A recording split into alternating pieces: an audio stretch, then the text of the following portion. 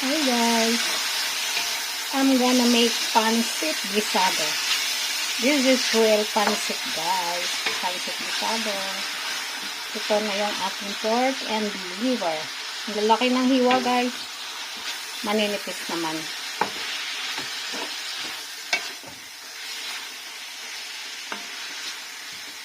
Hello guys, kumusta kayo? Ngayon ito magluluto. Laki ng hiwa guys. Pero maninipis. Pork and liver.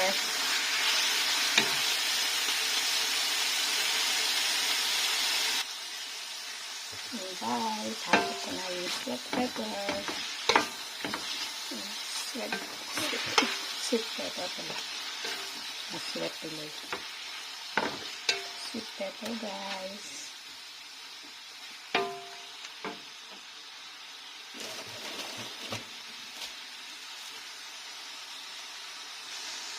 Sa mga pancit guys, naglalagay ako ng celery. Kasi pampabango.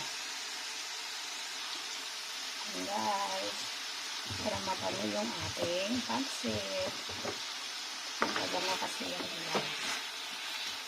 Tapos, nilagyan ko siya guys ng like this. Cinnamon powder. Konti lang guys.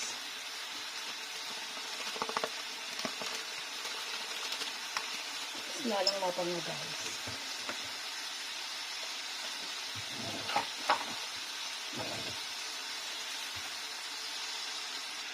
Then, lalagyan ko siya ng pamienta with salt na to guys.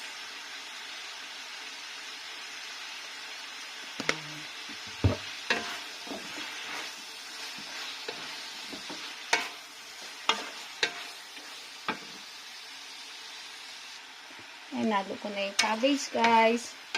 Ang bango guys. Kasi may cinnamon powder din. Konting cinnamon lang din. May celery leaves.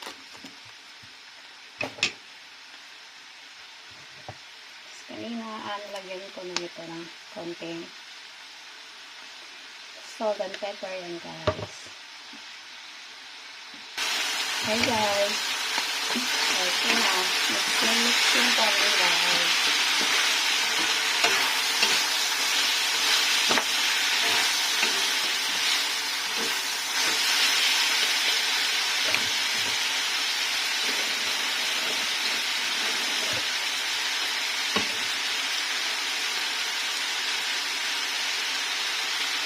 Okay guys.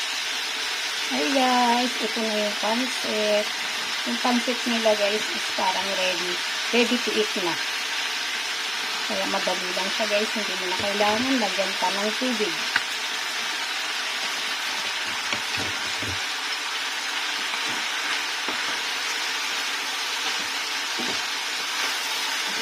Ready to eat na to kasi guys yung pancit, hindi na kailangan palambutin.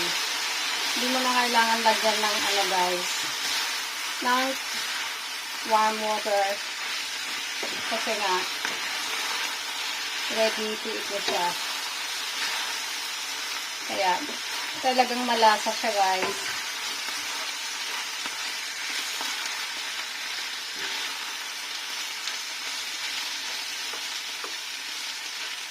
Parang kulang yung pancit. Marami yung sahog.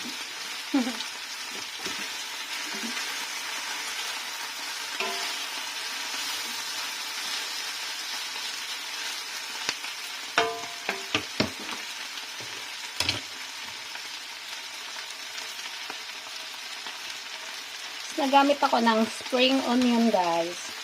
Nilalagay ko sa ibabaw ng pancit para masarap. Mas mabango. Ayan guys.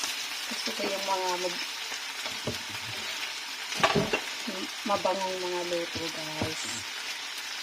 Yan ang aking mga secretos.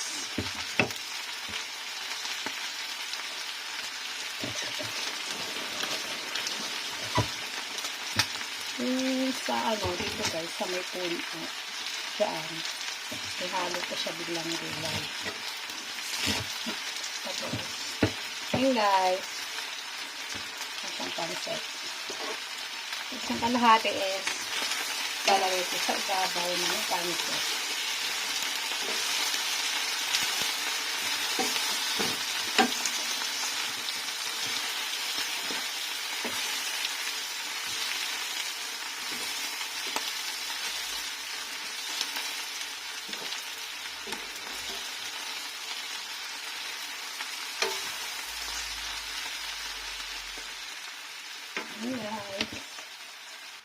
Hello guys, ito, nilagyan ko siya ng shredded spring onion.